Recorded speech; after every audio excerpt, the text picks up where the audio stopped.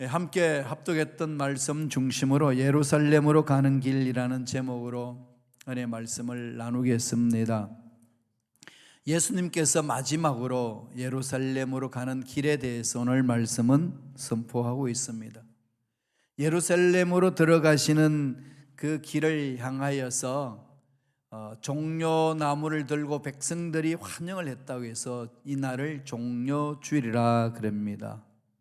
이것은 예수님이 왕이심을 선포하고 그 다음에 예수님이 한 주간 동안에 고난의 길로 들어서는 그 인문을 말합니다.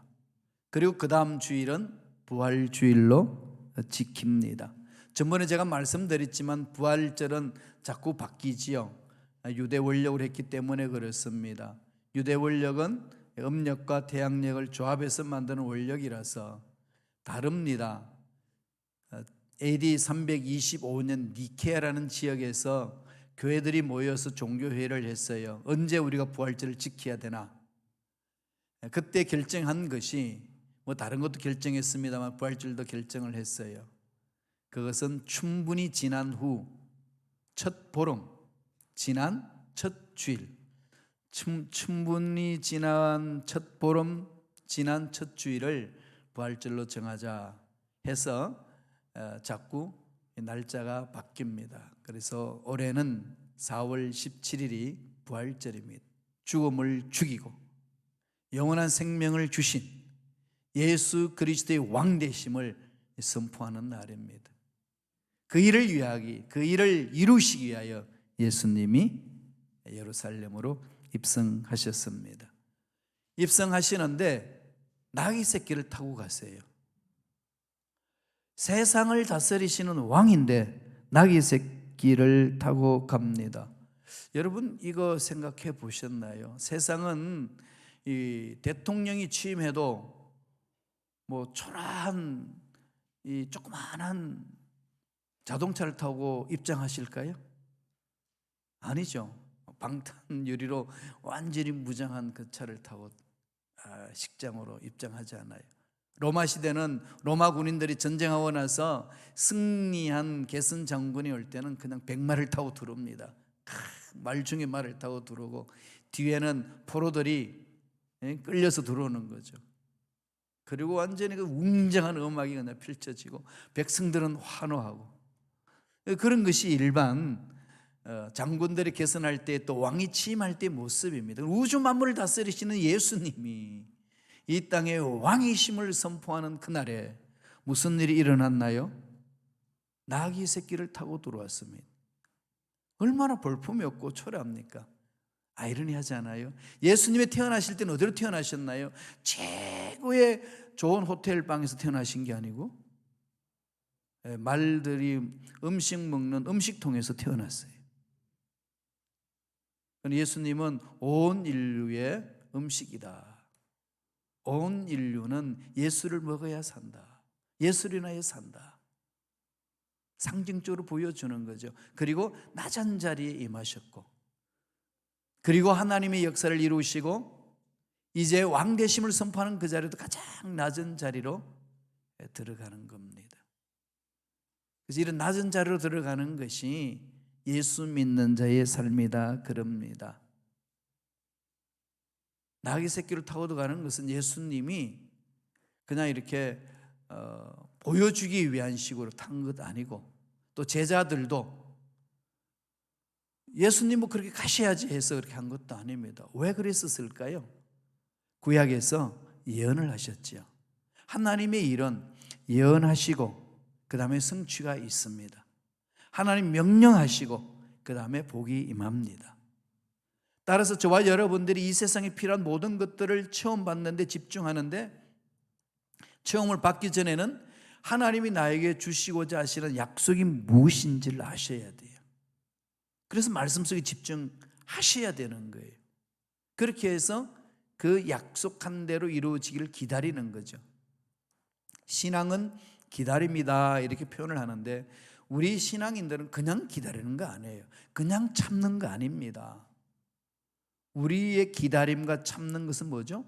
약속이 이루어질 것을 기다리고 약속대로 성취될 것을 바라보고 참는 거예요. 약속이 없으면 가다가 서버립니다. 못 이루는 거예요. 그래서 신앙생활의 가장 중요한 것은 약속이에요. 예수님이 나귀 타고 들어오신다는 그 예언의 말씀 어디 있나요? 스가랴 9장 9절에 있습니다. 다 같이 한번 읽어볼까요? 시온에 따라 크게 기뻐할지어다. 예루살렘에 따라 즐거이 부를지어다. 보라, 내 왕이 내게 임하시나니 그는 공의로우시며 구원을 베푸시며 겸손하여서 나귀를 타시나니 나귀의 작은 것 곧 나귀 새끼니라. 그 당시에는 나귀를 타고 다니기도 했어요. 그런데 나귀 새끼는 타지 않습니다. 어른의 그 몸무게를 지탱할 수 있는 나귀 정도는 돼야 되잖아요. 그런데 그 나귀 새끼가 그 어른의 몸무게를 지탱할 만큼 자라지도 못했는데 그 나귀 새끼를 탑니다. 좀 이게 언밸런스지 않나요? 그러면서 스가랴에서 뭐라고 이야기합니까? 왕이시다. 왕이라고 선포하시고 또 하나는 그분은 공의롭다. 구원을 베푸신다. 공의롭고 구원을 베푸시는데 무슨 분이라고 말씀하죠? 겸손하신다. 겸손에서 출발해서 겸손으로 가는 거죠. 신앙생활은 겸손을 배우는 것 아니겠습니까? 겸손이라는 게 뭔가요? 하나님께 무릎을 꿇고 기도하고 하나님이 내 인생의 주인입니다. 내 앞날을 이끌어 주시는 분이심을 제가 고백하고 믿습니다. 가는 거잖아요. 그러니까 기도하는 자는 겸손한 자예요. 그럼 교만한 자는 어떤 자라고 성서는 가르치나요? 기도하지 않는 자.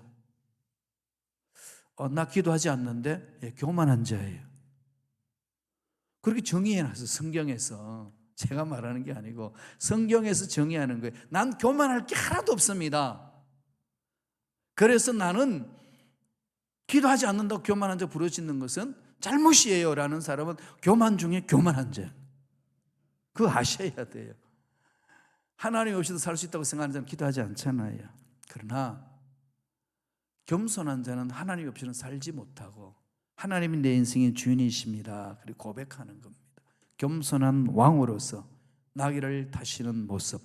이건 스가랴에서 이미 예언하셨고 예언대로 그대로 이루어지시는 겁니다.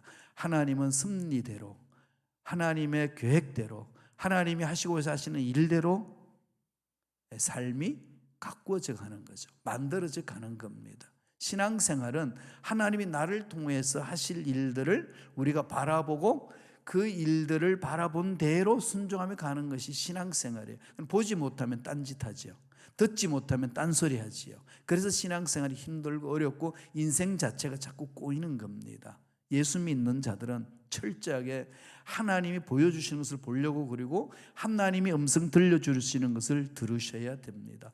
오늘 나귀 타고 예루살렘으로 입성하시는 그 길, 무슨 길일까요?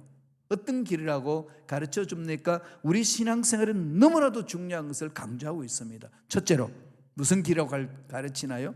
순종으로 가는 길입니다. 순종의 길이에요. 순종 없이는 갈 수 없잖아요. 오늘 순종을 주님이 몸소 실천하시고 또 제자들에게 가르쳐 주시고 또 오늘 우리들에게도 메시지를 선포해 주는 겁니다. 제자들이 어떻게 순종했는지 한번 볼까요? 누가복음 19장 30절 다 같이 한번 말씀을 통해서 읽어보시겠습니다. 이르시되 너희는 맞은편 마을로 가라. 거리로 들어가면 아직 아무도 타보지 않은 나귀 새끼가 매여 있는 것을 보리니 풀어 끌고 오라. 주님이 제자들에게 명령하신 겁니다. 지금 지내고 있는 마을도 아니고 맞은편 마을로 가라. 그리 가면은 아무도 타보지 않는 나귀 새끼가 매여 있다는 거예요. 보지는 못했어요. 주님이 명령하신 겁니다. 그래서 풀어오라는 겁니다. 두 가지 사건이 걸리겠죠. 정말로 나귀가 있을까? 또 그게 누구 건데 우리가 풀어오란 말인가? 주인이 그게 안 된다고 말하면 어떻게 된단 말인가? 뭐 별별 생각 다 하겠지요. 그럼 이런 생각이 머릿속에 가득 차 있으면 주님 그거 못합니다. 안 됩니다. 이럴 수 있잖아요. 자기 머리로 이해가 안 되면은 안 된다고 이야기하잖아요. 여러분 순종할 때 어떻게 하시나요? 순종은 그냥 하나님의 명령이기 때문에 순종하는 거 아니겠습니까? 따라서 저와 여러분들의 신앙생활에서 가장 중요한 것은 아버지의 약속의 말씀이 가슴판에 새겨지는 거고, 새겨지는 말씀에 순종하는 삶을 사는 겁니다. 그런데 현대 그리스도인들은 순종해야 된다 그러면 머리부터 굴리잖아요. 그죠? 예. 머리부터 굴려요. 이게 순종할 만한가 안 한가? 그렇게 머리 굴리기 시작하게 되면은 더 이상 안 돌죠, 머리가. 아무리 머리가 굴릴 수 있도록 둥글게 만들어놔도 이게 이해가 안 되면 순종이 안 돼요. 그래서 깊이 못 들어갑니다. 하나님의 말씀은 순종할 때 가치가 있고, 하나님의 기적은 말씀에 순종할 때 기적이 임합니다. 인간의 생각이 합리적으로 풀어나간다고 해가지고 결론 내려지는 거 아니에요. 여러분 아시잖아요. 그래서 신앙생활 해나갈 때 말도 안 되는데 일이 이루어지잖아요. 제가 순범식가옥에 부임했을 때에 그냥 부임한 거 아니죠, 그죠? 과정 다 밟고, 그죠? 선 다 보고 여러분 다 투표해가지고 이렇게 해서 이제 제가 왔어요. 근데 어떻게 될지를 모른다고 그랬잖아요. 정말 몰랐어요. 그리고 물론 지금도 잘 몰라요. 근데 딱 하나 압니다. 하나님이 가라고 그랬으니까 가는 거고, 하나님이 하라고 그랬으니까 하는 거고, 이건 알고 있어요. 그래서 하나님 우리 순범식가 어떻게 해야 됩니까? 이 선교의 장을 열어라. 교회가 살려면은 선교 길을 열어야 된다. 그때 이제 어수선한 우리 교회 공동체 분위기를 하나로 묶을 수 있는 것은 선교의 장을 열어야 된다고 말씀하셨어요. 그래서 그걸 선포했습니다. 케냐로 선교 가자. 아프리카로. 먼 곳이에요. 그런데 여러분 반응이 어땠는지 아시죠? 예, 그냥 다 기록해놨어요. 그래요. 우리는 그게 안 됩니다. 상황으로 안 맞는 얘기예요. 그때 우리 재정적으로도 넉넉하지도 않았고, 그걸 할 수 있을 만큼의 풍부함이 있고 준비되지도 않았고 여러 가지 어려운 상황이 있었는데 어떻게 됐나요? 여러분들이 십시일반으로 돈을 모으고 그것 때문에 그냥 서로 마음들 뭉치고 손발 서로 맞추면서 만들어 갔어요.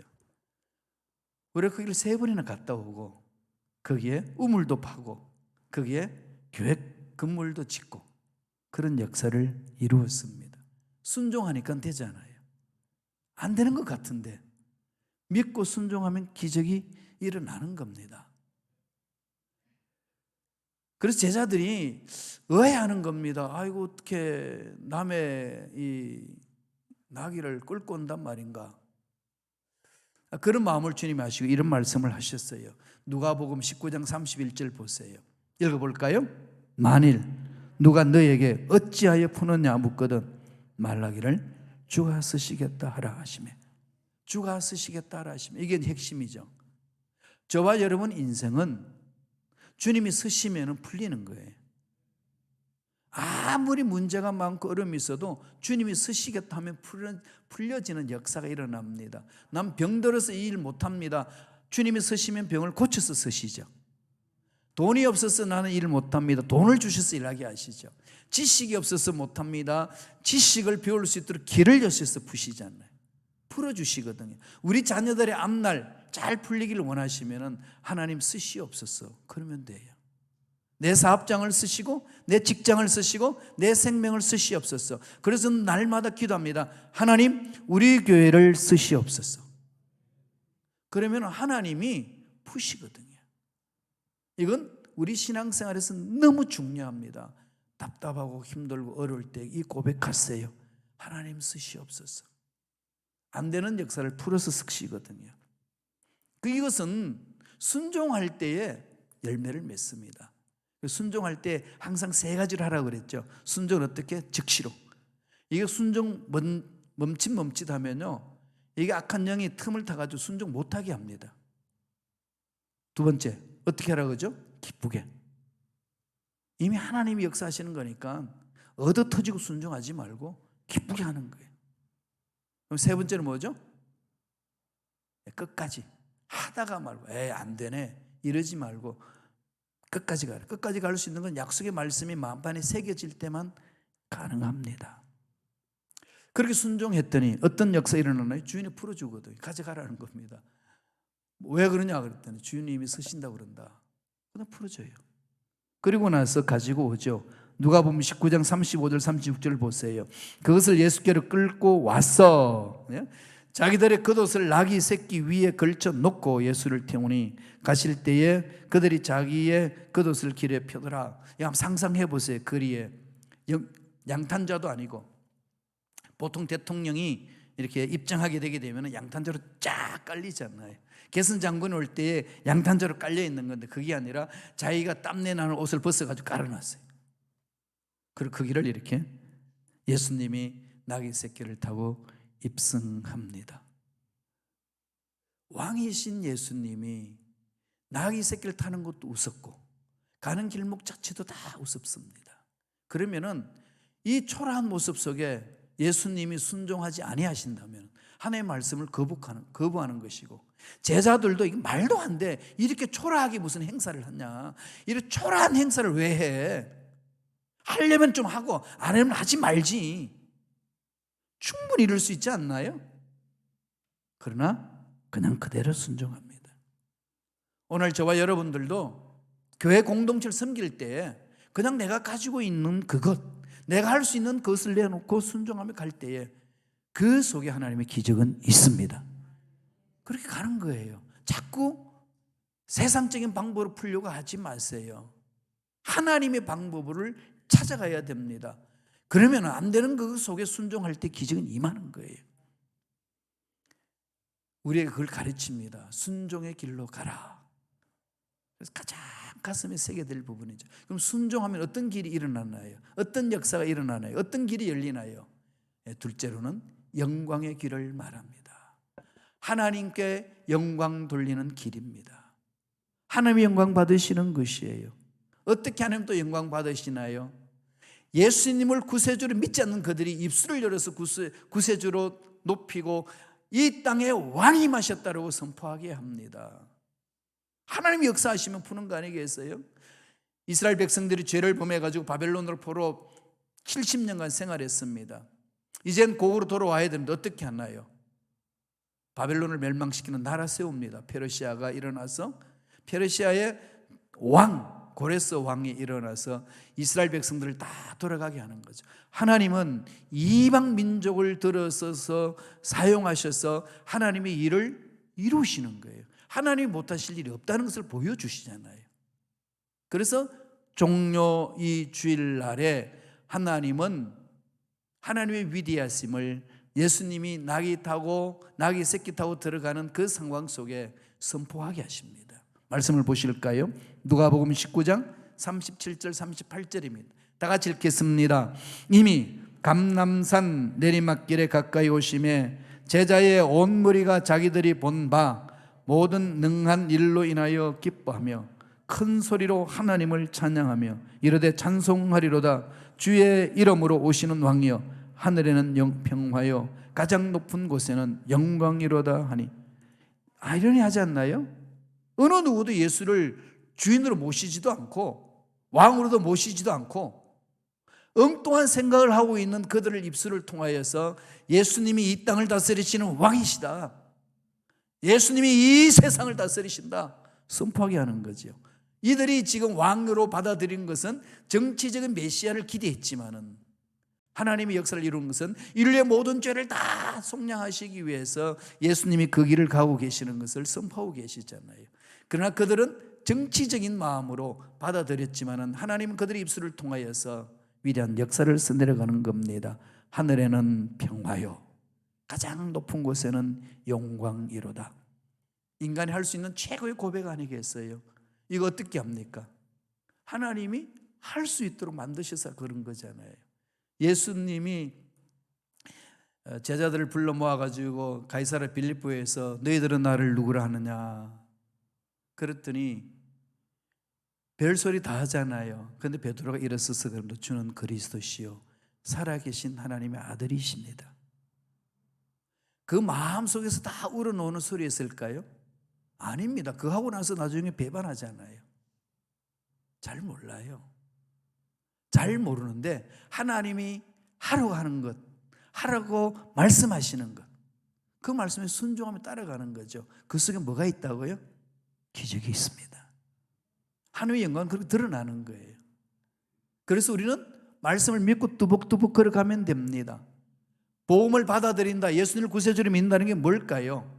예수님이 하신 말씀에 순종하고 가는 거잖아요. 그 길은 내가 이해가 되지 않는데 가다 보면 하나님의 영광이 나타나는 겁니다. 그래서 우리는 하나님을 찬양하면서 나아갈 수가 있는 거예요.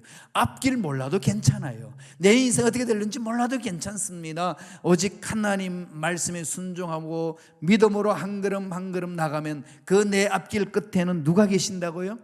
예수님이 계십니다. 그리고 칭찬하실 거예요. 잘했다, 충성된 종아. 우리 이 말씀을 들으고 가는 거 아니겠습니까? 근데 바리새인들이 가만히 보니까 제자들이 막 거의 군중과 함께 막 종려나무 가지를 들고 막 난립니다. 호산나 호산나 외치고, 왕이시여 이 땅을 다스리시고 왕이시여. 그러니까 바리새인들이 주님한테 와가지고, 선생이여, 당신의 제자들이 지금 한호성 부르짖는 것들 좀 책망하소서, 멈추게 하소서 그럽니다. 그렇게 요청하는 그 바리새인들에게 예수님이 이 말씀을 주십니다. 누가복음 19장 40절 보세요. 다 같이 읽겠습니다. 대답하여 이르시되 내가 너에게 말하노니 만일 이 사람들이 침묵하면 돌들이 소리 지르리라 하시니라. 침묵하면 돌들을 통하여서도 역사하신다. 하나님이 하시고자 하시는 일을 방해하지 마라, 그 말씀이잖아요. 인간의 생각으로 하나님 하시는 그 일들 우리는 측량할 수 없습니다.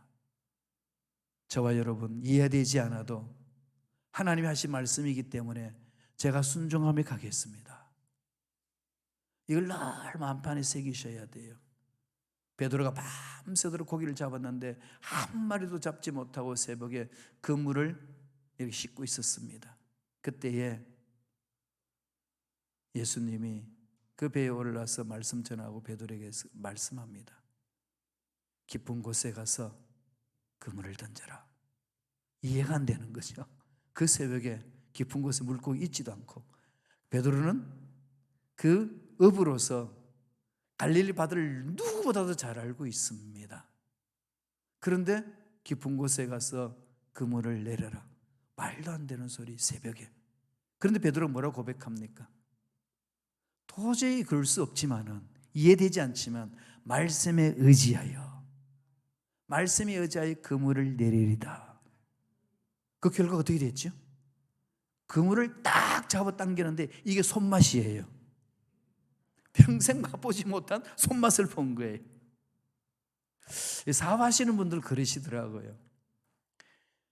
이게 사업이 얼마나 잘 되는지 그냥 막 돈을 그냥 포대기 집어넣어도 계속 그냥 손에 돈이 잡히더래요. 사업하시는 분 이런 놀라운 이 대박을 맛보시기 바랍니다. 이 대박이 있어요. 그럼요. 그물을 딱 당기는데 그 묵직한 그거 있잖아요.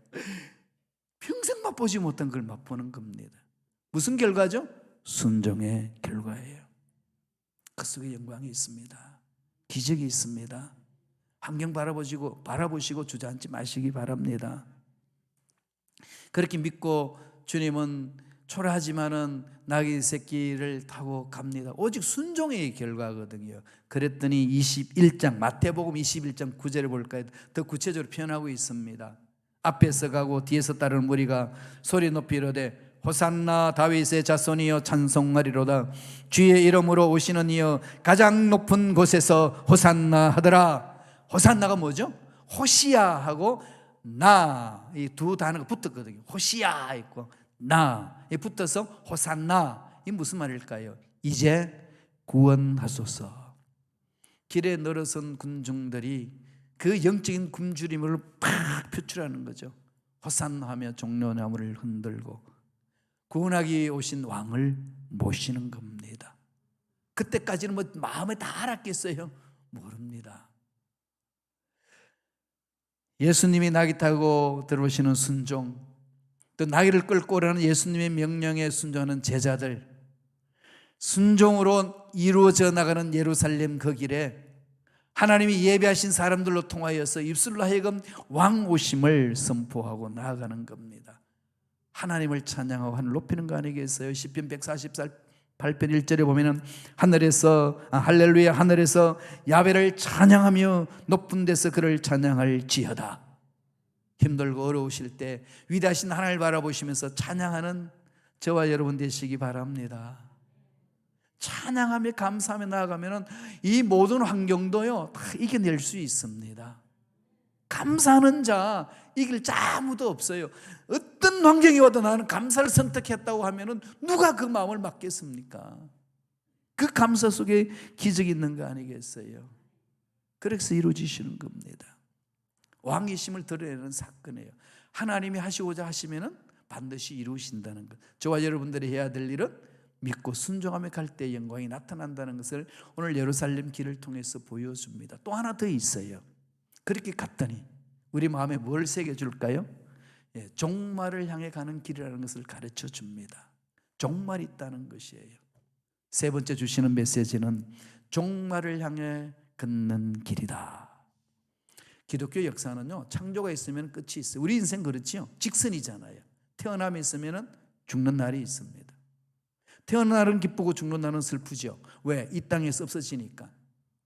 그런데 이 땅에서의 삶을 봤을 때는 슬프지만은 영원한 생명을 가진 자로서의 영혼을 봤을 때는 우리 죽는 날은 내 인생의 최고의 날이 됩니다. 왜 그럴까요? 영원한 하나님을 얼굴과 얼굴을 맞대며 그 영광을 체험할 수 있기 때문에 그렇습니다.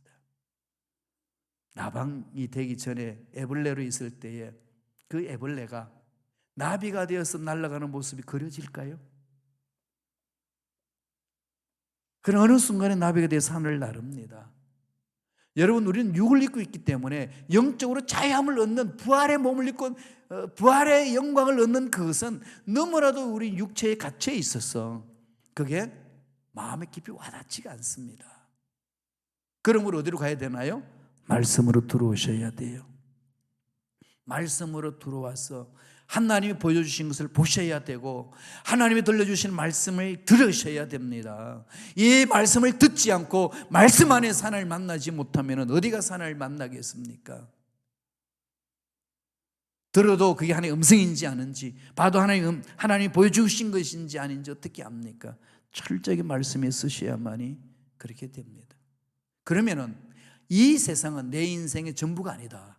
지나가는 과정이다. 프로세스다. 나의 궁극적인 목적은 여기에 있다는 것을 알게 되는 거죠. 그러니까 내 인생살이에 일어나는 그 과정에 일어나는 것들 때문에 죽겠다 살겠다 몸부림치지 않습니다. 물론 이렇게 말하는 저도 문제가 일어나면 차라리 죽는 게 낫겠다, 이 생각이 먼저 들어옵니다. 그런데도 불구하고 우리는 소망을 갖고 갈 수 있는 것은 영원한 생명, 영원한 하나님 나라를 소망하고 있기 때문에 이 세상이 당하는 어려움들을 쉽게 극복할 수 있는 거 아니겠어요? 돈에 대해서도 우리는 쉽게 이겨낼 수 있습니다. 하나님 역사하시거든요. 그래서 오늘 우리에게 가르칩니다. 끝이 있다는 것. 이스라엘 백성들이 말씀에 서 있지 않고 예수님을 구세주로 영접하지 않는 그들을 향하여, 그 예루살렘을 향하여 예수님이 말씀합니다. 누가복음 19장 43절 44절 다 같이 읽겠습니다. 날이 이럴지라 내 원수들이 토둔을 쌓고 너를 둘러 사면으로 가두고 또 너와 및 그 가운데 있는 내 자식들을 땅에서 메어치며 돌 하나도 돌 위에 남기지 아니하리니 이는 내가 보살핌을 받는 나를 알지 못함을 인함이니라 하시니라. 영적으로 깜깜한 거예요. 이 세상이 전부라고 메시아로 오신 예수님을 믿지 못하고 이 세상에서 허우적거리는 그 인생을 향하여 갑니다. 너희들이 하나님 중심으로 산다고 외치지만은 속은 딴 데 가 있지 않느냐. 예루살렘에서 하나님 임재하심을 믿는다고 형식적으로 드리지만은 하나님은 이 예루살렘 성을 없애버릴 것이다. 그러면서 흙 언덕을 쌓아서 예루살렘을 포위하고 멸망시킬 것이다. 돌 하나도 돌 위에 남지 않을 정도로 폐허가 될 것이다. 예언하셨어요. 경관 예루살렘 성을 바라보시고, 그런데 결과 예언하신 대로 AD 70년경에 어떤 일이 일어났나요? 로마의 침략으로 인하여서 완전히 멸망받았습니다. 때가 있습니다. 정신 똑바로 차리고 삶을 살라는 거죠. 개인의 종말이 있고 역사의 종말이 있습니다. 종말을 안다면 이 세상의 문제에 파묻혀서 허우적거리지 않다는 얘기입니다. 그래서 예수님이 우시면서 권고하십니다. 돌아서라, 말씀 위에 서라. 예루살렘으로 가는 그 길에는 우리 인생의 끝이 있다는 것을 말씀하시고, 다시 오셔서 이 역사를 완성시킬 것을 이미 예언하고 계시고 보여주고 계시고, 예수님을 구세주로 믿고 사는 자만이 참 행복을 맛볼 수 있다고 선포해 주는 말씀입니다. 영적으로 눈을 뜨라는 겁니다. 어떻게 말씀하시는지 볼까요? 누가복음 19장 41절 42절입니다. 다 같이 읽겠습니다. 가까이 오사 성을 보시고 우시며 이르시되 너도 오늘 평화에 관한 일을 알았더라면 좋았을 뻔하였거니와 지금 내 눈에 숨겨졌도다. 이 평화에 관한 일을 알았다면, 영원한 하나님 나라를 꿈꿨다면, 영원한 하나님 나라에 소망이 있다면 이 세상에 매여서 돈에 매이고 명예에 매이고 쾌락에 매여서 허죽거리는 인생은 되지 아니할 것이니라. 강력하게 말씀하는 거 아니겠습니까? 우리 인생 끝 하나님이 기다리고 계십니다. 우리는 그 앞에 서야 됩니다. 그러므로 그때를 기억하고 이 순간 잘못된 것들을 회개하고 돌아서라고 말씀합니다.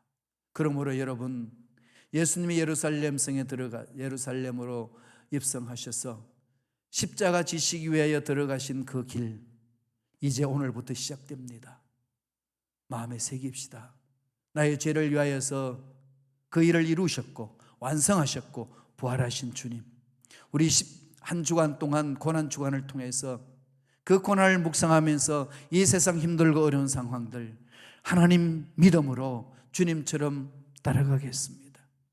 주님이 십자가를 짊어지시고 한 것처럼 우리에게 짊어지게 하신 십자가를 바라보며 달려가겠습니다. 결심결단하고 그 속에서 하나님이 베풀어 주신 은혜와 하나님이 주시는 자유를 마음껏 체험하는 저와 여러분 되시길 간절히 축원합니다. 기도하겠습니다.